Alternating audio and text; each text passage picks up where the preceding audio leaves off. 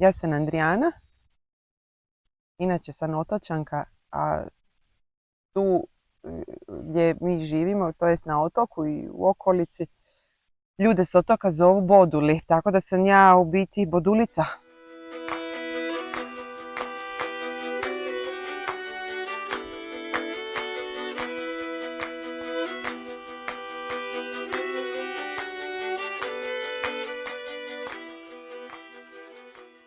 Moja prva planinarska iskustva su od kad znam za sebe. Po onom mom ludom pašmanu otoku smo ne šetali, nego smo išli preko gore, smo mi to zvali, a u biti radilo se o tome da se išlo preko brda na donju stranu otoka koji nije bio naseljen, ali su bile ribarske kućice i moj did Mate, kojeg sam jako voljela, imao svoju ribarsku kućicu tamo gdje smo držali i brod i mreže, gdje su bili maslinici, brali smo masline i uglavnom se išlo preko brda. Bilo je nekih 150, 190, nisam sad točno sigurna, nadmorske visine i to se išlo baš onako kozim planinarskim stazama. Svaki dan, sat vremena je trebalo za doći s jedne strane otoka na drugu. I to je bilo pravo planinarenje. Ja tada toga nisam uopće bila svjesna. To je nama bilo najnormalnije. Mi smo tada trčali u japankama, po tim škrapama uz more smo trčali bosi i poznavali smo jako dobro biljni svijet i postojala je kultura, tradicija koju su prenijele moje ženske pretkinje na mene, skupljanja bilja prilikom odlaska u te maslinike i boravka u polju. Tako da se svake godine radilo kantarionovo ulje, koje je bilo odlično za opekotine, bilo kakve površinske rane. Brali su se čajevi, kamilica, kadulja se brala, također su se radila ulja od smilja, oni su onako imali anti-aging učinak. Tako da to nam je nekako bilo jako bitno, ta povezanost sa prirodom, uzimati od prirode ono što ona nudi i nekako uživati u plodovima te prirode. Tako da sam to ponijela sa sobom, tu ostavštinu svojih predaka sa otoka, tu i u Liku i na planinu. Tako da prilikom tih svojih boravaka u planini i u prirodi učim i pripremam, prikupljam za te neke svoje kreme koje radim. Na taj način ostati u kontaktu s prirodom u toj nekoj razmjeni, kako bi rekla. U biti prije bi to povezala možda čak i nekom poniznošću primanja. Biti spreman primiti te darove u onoj mjeri koju ti treba.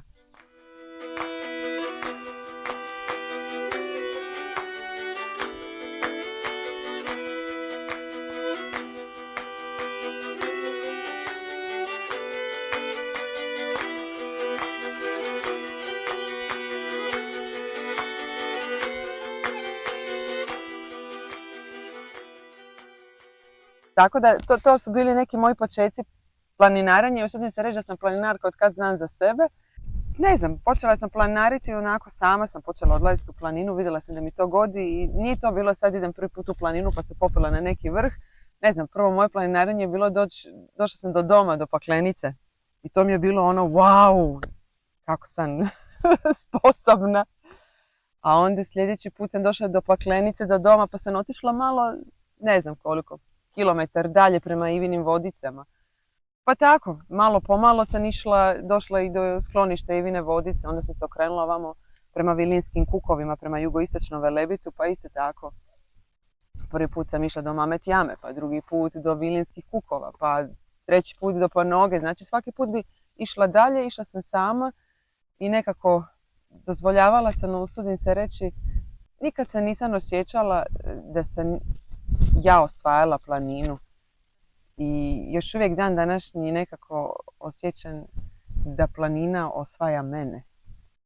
Da svakim odlaskom u Velebit, kad kažem planinu mislim na Velebit, svaki put imam osjećaj da više pripadam, svaki put kao da još više pripadam Velebitu, planini. A sve manje sebi, odnosno toj ludoj glavi, toj mašineriji koja je oblikovana tamo negdje dolje u nizini.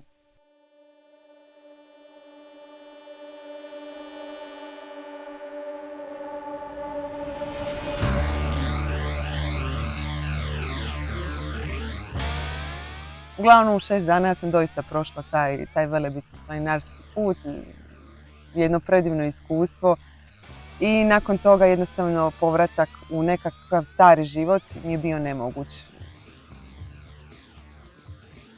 Nakon 20 godina života na otoku i još 20 godina života na moru, došla sam živjeti u Liku. Najsnažniji faktor koji je odlučio u tome je bio Velebit, odnosno blizina Velebita, moje najdraže planine, koja je postala, pa ne znam, nešto bez čega više život nije moguć. Usudim se reći nešto u kategoriji primarne potrebe, hrane možda, vode, zraka. Mjesto gdje pripadam, gdje se osjećam kod kuće.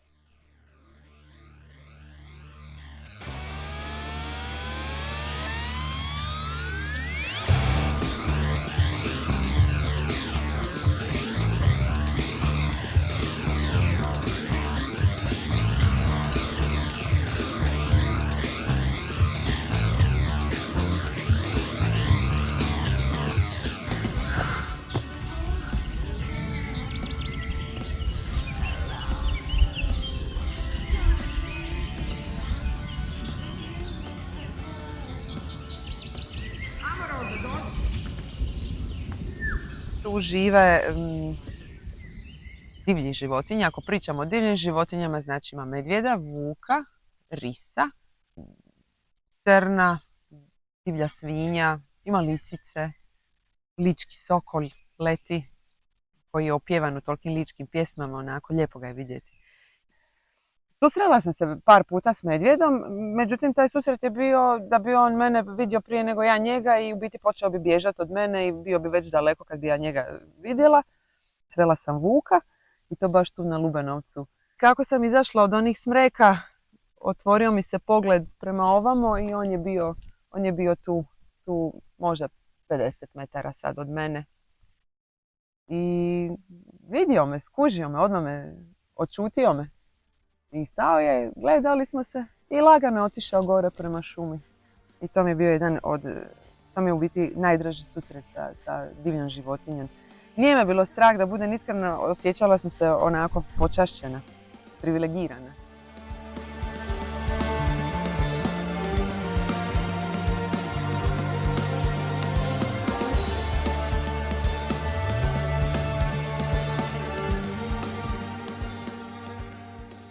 A što se tiče mog straha od životinja, pa nemam ja taj strah. Nemam. I negdje u nekim svojim periodima života i odlaska u tu divljinu znala sam onako ići sa mišlju, pa dostojanstvenije i ljepše bi bilo, ne znam, umrijeti od vuka, da me vuk i medo pojedu, da bi tu više bilo dostojanstva i čistoće, nego da ljudi rade ono što su radili. To što su jedni drugima rade. Pričano o ljudima kao da ja nisam čovjek.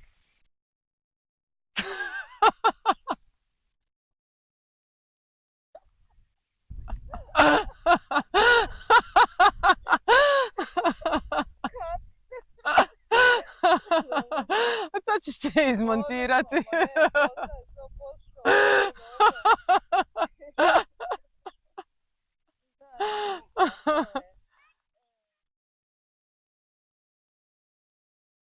I nekako Velebit mi daje pripadanje.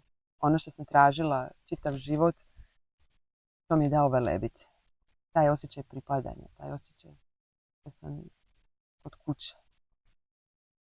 Da je takva kakva jesam. To je to prihvaćanje i pripadanje. Ne zato što sam dobra, poslušna, vrijedna, ovakva, onakva, nego baš takva kakva jesam, sam savršena za taj pojam pripadanja i prihvaćanja. U planini sam radosna, živa, ne znam. Radost, neki izvor radosti, života. To je sve nekako čisto, iskreno. Ja sam valjda tu iskrena, čista. Tu sam jednostavno kao da sam cijela. Kod kuće sam, zato.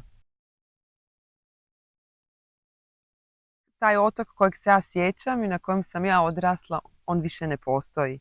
Njega više nema. Tamo su neki drugi ljudi sada. Neka druga pravila, neki drugi stil života koji se meni više ne odgovara. I sad je planina ta koja mi daje ono što me nekad otok davao. Tako da volim otok svoj, ali sam prilično sigurna da se nikad neću vratiti na otok. Prilično sam u to sigurna. Otok me jednostavno onako fino, lagano gurnuo i vrijeme je za neke druga mjesta, druge odnose, iskustva, za ići dalje. Savjet planinarima iz čitavog svijeta što se tiče Velebita bi bio: dođite, svakako dođite. Dođite i na vratima ulaznima Velebita